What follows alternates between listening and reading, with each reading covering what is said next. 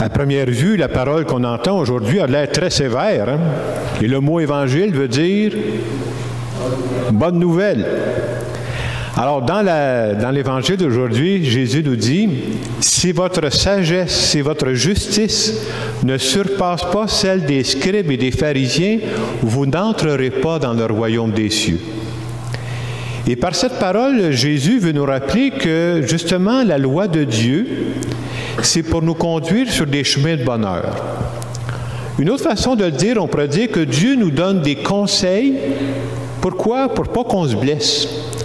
Un peu comme des parents vont souhaiter le bien de leur enfant.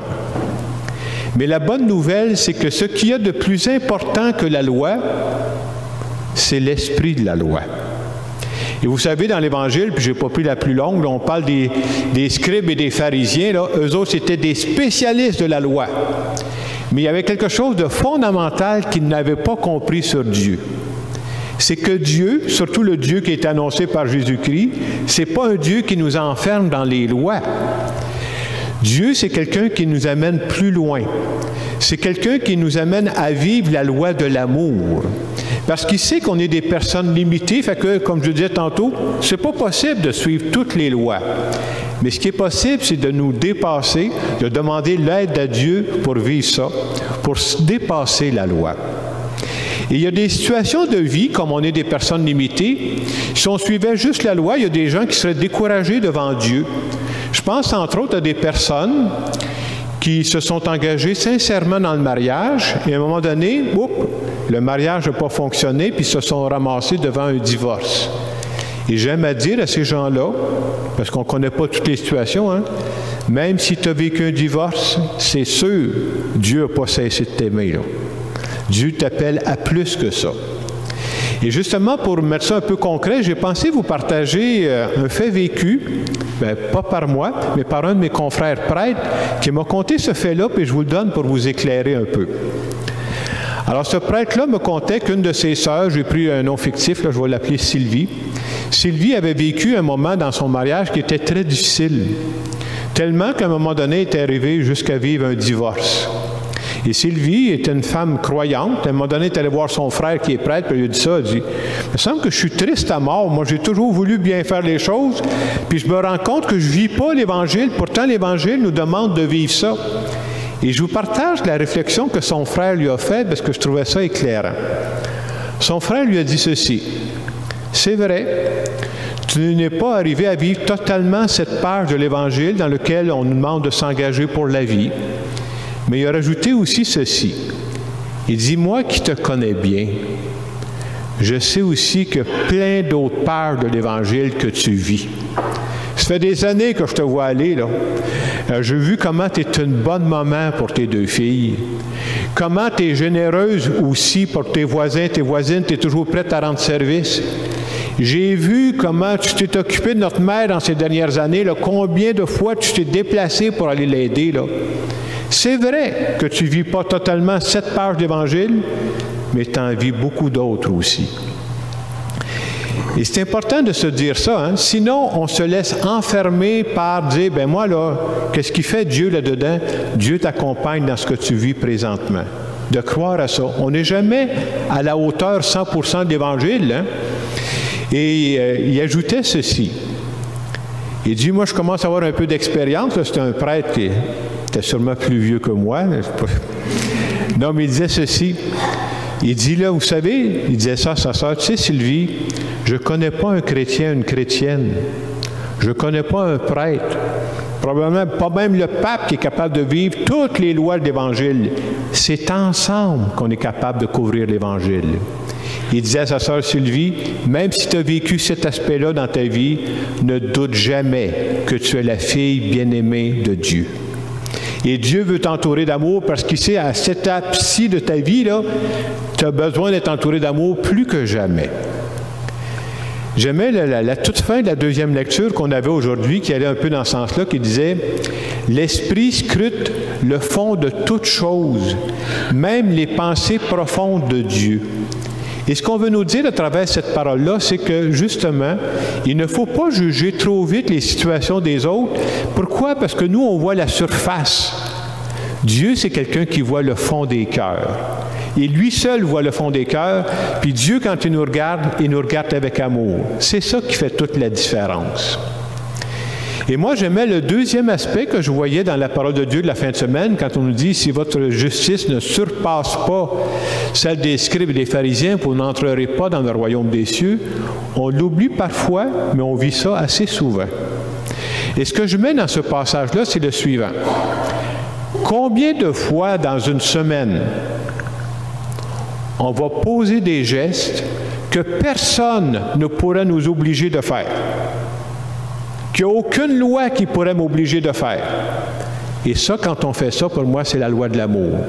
Je vous donne un exemple concret d'une personne qui m'a partagé ça, qui a vécu ça il y a quelques années, puis je trouvais ça très beau. Alors, l'exemple que je vous donne, je prends toujours un nom fictif parce que je ne veux pas nommer des personnes en direct. Je vais l'appeler Mireille. J'espère que je ne changerai pas son nom en cours de route, là.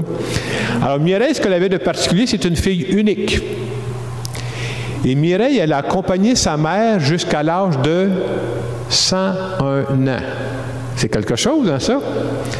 Et dans les dernières années, Mireille, elle allait voir sa mère. Sa mère était à l'Hôtel-Dieu de Saint-Hyacinthe. Et quand Mireille allait voir sa mère, surtout les dernières années, sa mère commençait à perdre ses capacités.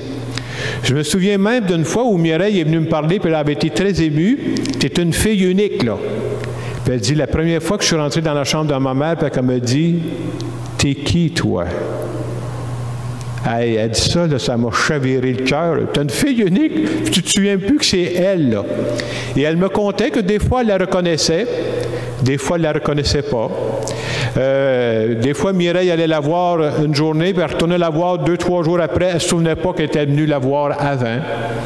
Et quand elle allait la voir, souvent, sa mère parlait de son mari, ce qu'elle avait fait avec son mari, puis son mari était mort depuis des années. Donc, vous voyez, c'est quand même des situations pas évidentes, là. Mireille continuait d'aller voir sa mère, continuait toujours d'aller voir sa mère. Elle avait même des délicatesses pour sa mère, je trouvais ça beau. Elle me contait ceci. Elle dit, moi, ma mère, ce que je faisais pour y faire plaisir, j'ai amené du chocolat. Elle dit, ma mère, ça fait des années que je la connais. Elle dit, ma mère, à 40 ans, elle aimait le chocolat. Il dit, ma mère, à 60 ans, elle aimait le chocolat. Ma mère, à 101 ans, elle aimait le chocolat. Alors, s'il y en a qui aiment le chocolat, ici, faites attention, ça peut vous suivre longtemps. Mais ce que je trouvais ça beau, c'est cette petite délicatesse-là qu'elle avait pour sa mère. Et si je vous conte ça, pourquoi je vous conte ça? Pourquoi Mireille continuait d'aller voir sa mère dans cette situation-là? Qu'est-ce qui l'obligeait à faire ça? Y a-t-il une loi quelque part qui disait « faut que tu fasses ça » ? Non. La seule raison pourquoi Mireille continuait d'aller voir sa mère, c'est la loi de l'amour. C'est ma mère, puis je l'aime. Et ça, pour moi, ça rejoint cette parole de l'Évangile qu'on entend aujourd'hui. Si votre justice ne surpasse pas celle des scribes et des pharisiens, eux autres, c'était juste la loi, là, vous n'entrerez pas dans le royaume des cieux. Mais à chaque fois qu'on a la gentillesse, la bonté de poser des gestes comme ça, qui dépassent la loi, on est dans la ligne du Dieu de Jésus-Christ. C'est ce qu'on peut retenir. Vous savez, on est le 11 février, dans quelques jours, ça va être la fête de Saint-Valentin. J'aime souvent dire que la Saint-Valentin, c'est la fête de tous les lamoureux. En tout cas, de tous ceux qui sont en amour, en tout cas. Et je pense que ce qu'on peut se dire pour la fête de la Saint-Valentin, j'espère qu'on ne se contentera pas d'un amour cheap. Comme chrétiens, comme chrétiennes, on est appelés à vivre un amour de qualité. On veut aimer et se laisser aimer. Et pour moi, un chrétien, une chrétienne, c'est quoi finalement? C'est une personne qui se sait aimer de Dieu. Et quand tu te sais aimer de Dieu, tu as le goût après ça de donner de l'amour aux autres. C'est ça qu'on peut se souhaiter de vivre. Alors cet après-midi, à travers cette page d'Évangile qui avait l'air à nous brusquer un peu, en réalité, on se rappelait que le Dieu auquel on croit, c'est le Dieu de l'amour. Puis c'est ça qu'on veut vivre. Je sais qu'on n'y arrive pas toujours, là, mais j'espère qu'on ne perdra jamais ce goût-là, ce désir profond qu'on a de vivre l'amour au quotidien. En terminant cette homélie, je veux simplement faire une prière en notre nom à tous.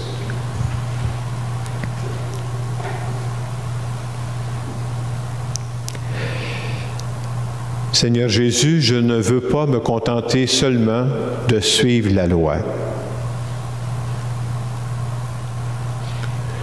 Je veux aller plus loin en posant des gestes que personne ne pourrait m'obliger de faire, en posant des gestes qu'aucune loi ne pourrait m'obliger.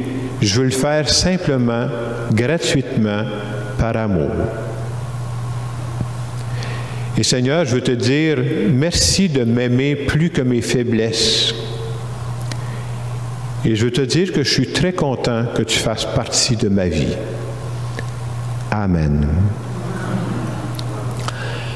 Dans les quelques secondes de silence qui viennent, je vous invite à vous demander, qu'est-ce que je pourrais faire cette semaine? Un geste que je pourrais poser, qu'aucune loi ne peut m'obliger, que personne ne peut m'obliger, mais que j'aurais le goût de poser simplement par amour.